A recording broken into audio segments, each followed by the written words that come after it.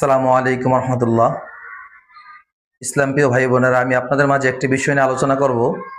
সেটা হচ্ছে অজু ভাঙ্গার কারণ। আমাদের সমাজে অজু ভাঙ্গার কারণ নিয়ে অনেক প্রচলিত ভুল রয়েছে।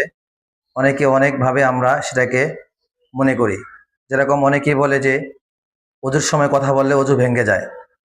আবার অনেকেই বলে যে বিড়ি সিগারেট খাওয়ার পর অজু ভেঙে যায়। আসলে বিড়ি সিগারেট খাওয়ার পরে অজু ভাঙে না, তার তাকওয়া ভেঙে যায়, তার গুনাহ হয়। এরপরে অনেকেই বলে যে যে হাঁটুর উপরে কাপড় উঠলে অজু ভেঙে যায়।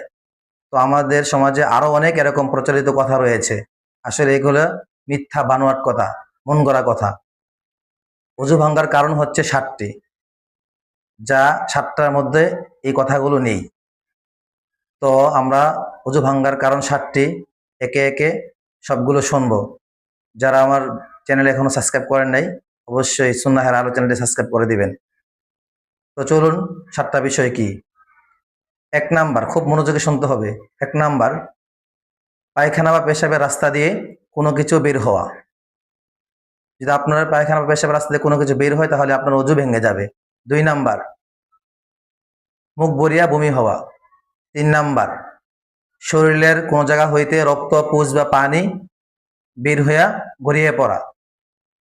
4 নাম্বার, থুতুর সঙ্গে রক্তর ভাগ সমান বা বেশি হওয়া।